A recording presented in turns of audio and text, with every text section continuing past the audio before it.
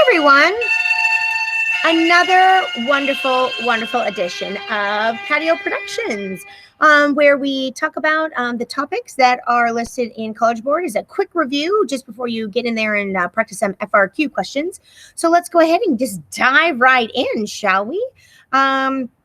So Unit 4, okay? So Unit 4 is what we are, in fact, doing at this moment. So Unit 4, is about derivatives, right? But we're going to do some contextual applications of our derivatives. And so we're talking about like specific ways that we do derivatives. This does not match up like exactly with our chapter 4, but it kind of like skips around to a couple of different units for us, but this is what they have decided to group together. Okay, so it is actually just these 7 topics right here. So these 7 topics, I lost my little pointer guy here. Okay, so these 7 topics right here, this is all that is in their quote Unit 4, right? So we just want to bring to mind a couple of different things about these guys. And so one of the things is that the meaning in like sometimes they don't say find the derivative. Okay, sometimes they'll actually use different words. And so if it ever says something like find the rate of change of something, that means that we're going to be looking for finding the derivative. So the rate of change of something is like equivalent or like just a synonym for a derivative.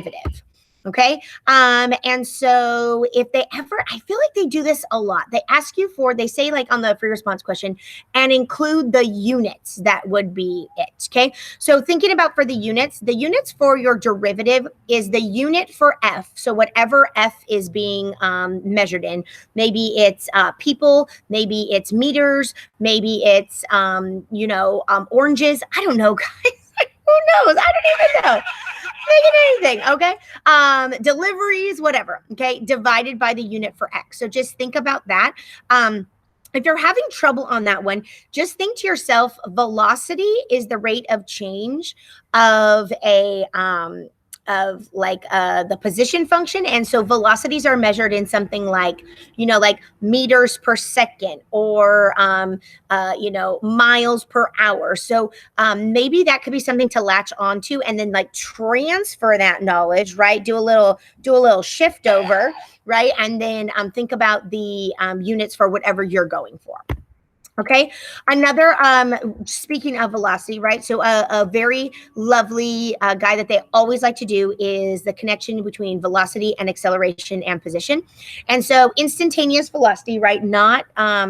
Not like average velocity, but instantaneous velocity is basically the first derivative. And so you can say that lots of different ways. You can call it, usually that position function's like an S, but it doesn't have to be. You could just call it V of t or S prime of t or ds dt. Acceleration is our second derivative. And so your A of t is your derivative of the velocity or your second derivative of the position. And we might say d squared S over dt squared. Another fun thing that they like to do was related rates, right? So remember related rates? Weren't they so much fun? What I really should have done is this one. I know, because related rates were a little bit difficult, but it's not bad, okay? What we did, me and Mrs. Bright, is try to make it so it was a little bit more systematic for you, and we asked you to, like, do a couple of things. So we asked you to draw a picture, if that was all possible, to figure out what they wanted you to find. Were there any constants? Sometimes there was constants, and sometimes there wasn't. You just kind of had to look at the question. And then this guy was big right here, like filling in what was happening at the moment. So it would say when this is happening, at time this, when the person is this far away, when the angle of blah, blah, blah. So like at the moment stuff is where we like filled in a bunch of stuff.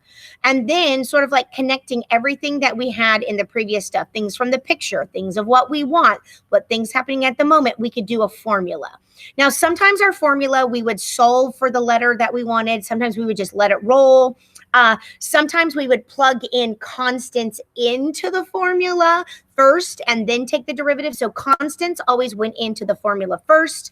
Sometimes you had to, you had too many letters, too many variables, and you had to like resolve and get rid of one of them. I remember like classic ones about doing like things draining from a cone. Remember those? So just lots of different things to do with related rates. And then basically this is just kind of like the quick version of what to do to solve once you have your formula. Okay, you're going to use the chain rule. You do implicit differentiation and you do it with respect to t, right? So you're doing all of them with respect to t. Then you substitute everything that's happening at the moment into the spots and then solve for what you don't know. And if you did it correctly, there'll be one letter that you don't know. And then that's your one, like d, dv dt, dx dt, d theta dt. It'll be that one thing that everything else gets plugged in. You have the one thing left that you're solving for. And then you think about what label is appropriate. Okay.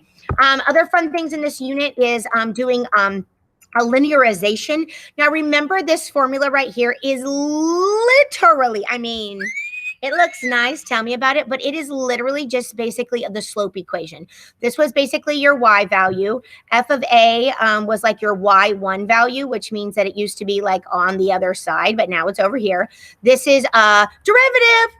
Did you say slope? Did you say it? I hope you did. Okay, this is basically your slope at the point, and then this is your x minus a. So it is literally point slope formula. I'm going to get all that off the screen because that's a little bit distracting. But it's literally just your slope formula, and you just think about it as a linearization. What this is used for is approximating functions that are close to your value. And you could just estimate it because remember, once you zoom in enough, it basically every function looks like a line. And then just some L'Hopital's rule stuff. This is some, remember you can use L'Hopital's rule if you are trying to take a limit and it gets you a 0 over 0 or an infinity over infinity. Those are our indeterminate forms. And basically L'Hopital's rule says that you're just, you can keep taking the derivatives and then take the limit as x approaches a until you get something that is not an indeterminate form, such as a 0 over 0 or an infinity over an infinity. And so these were the topics in unit 4. Like literally, that's all of them, you guys. Okay. What they wanted you to do is basically, now that you know how to take derivatives, now we're going to like apply them in different contexts. Okay. What you're going to do for your homework assignment is you are in fact going to do 3 FRQs. I hope this is successful for you guys. I understand that you're not going to be able to do every single part of all of them, but that's not what it's about, right? It's about learning. It's about practicing. I've had a couple students mention to me, they said, Mrs. Fox, these are kind of hard, right? And I said, yeah, like I totally get it.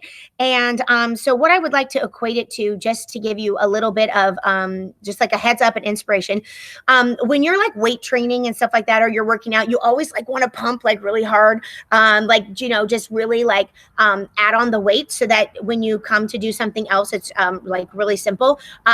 You know, like some people when they're like practicing running, they'll do like a parachute, right, to kind of like slow them down. So you're just trying to exercise your body in a way that would make then performing in like your race or whatever easier. That's what we're doing. That's what I want to like make an like an analogy to. So some of the questions are going to be a little bit like, they're going to be meaty. They're going to be difficult, right?